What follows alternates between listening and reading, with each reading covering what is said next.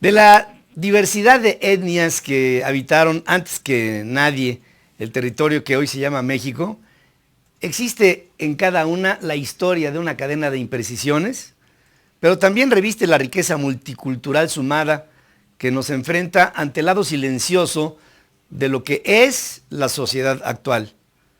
Si bien 122 millones de mexicanos integramos el cuerpo humano que es esta patria, hay puntos nodales que estoy seguro escapan a nuestro conocimiento, pero más que nada al entendimiento de lo que representan para la conciencia colectiva nacional.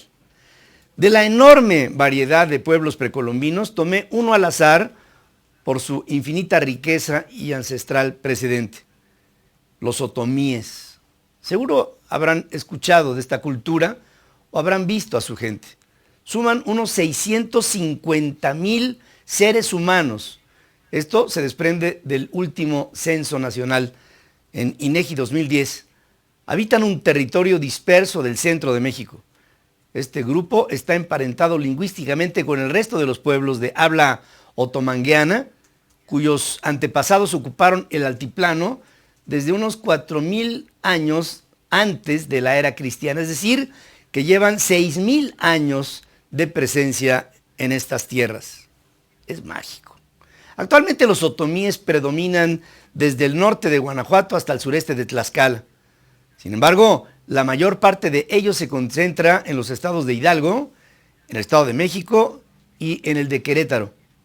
Más de la mitad solamente habla el otomí y dentro de sí hay un alto grado de diversificación interna, de modo que los hablantes de una variedad de otomí suelen tener dificultades para comprender a otros que hablan la misma lengua.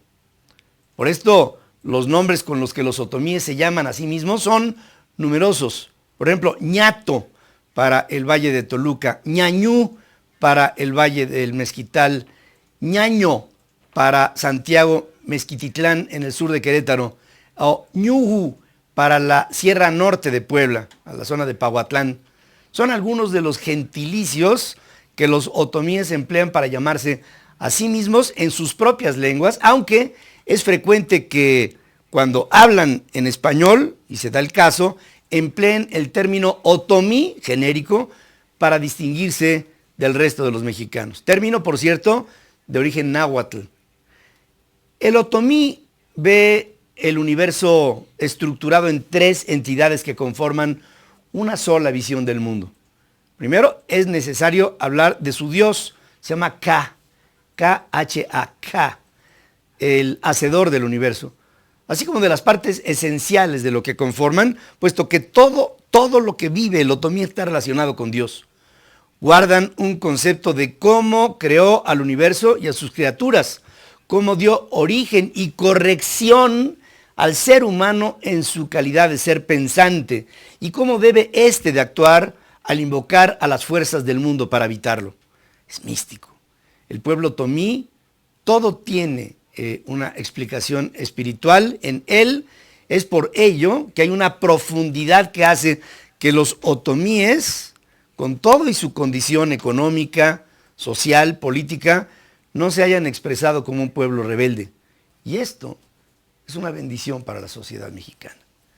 Al igual que en muchas etnias primitivas, Dios vive en 3 elementos. El sol, para el otomí, es fundamental. El rayo, el fuego, todo unido bajo esta misma estructura de energía. Y con todo ello, el concepto del otomí es monoteísta. Mantienen la esperanza en una vida futura de total armonía y felicidad con el Creador. Es decir, ellos esperan una siguiente vida en donde todo sea armonía y felicidad. Han sido pensado y vivido por milenios. Así son y así permanecen, entre nosotros sin estar y estando entre nosotros. Pero debemos de preguntarnos, ¿qué pensarán si se les pregunta si son mexicanos? ¿Habrá para los otomíes un concepto de patria? ¿Hay políticas públicas que los tomen en cuenta? ¿Se sabe qué será de estos pueblos dentro de 20 años? ¿Conoces a un otomí a quien le hayas regalado tu confianza o tu interés? Y lo más importante, ¿se puede ser México sin que México se conozca a sí mismo? Decir otomí no es raro para mí. Sé que existen, aunque desconozco cómo viven, cómo vibran, cómo anhelan, dónde están. Mientras no sepamos lo que somos, será difícil saber por qué luchamos. Quiero entender qué es México y tomar en cuenta a todas sus piezas. Ignorarlas nos mantendrá extraviados. Saberlas nos dará un sentido y una fortaleza. Piénsalo. ¿Cuántos somos? ¿Quiénes somos? ¿Cómo somos? Y la suma de lo que somos será México.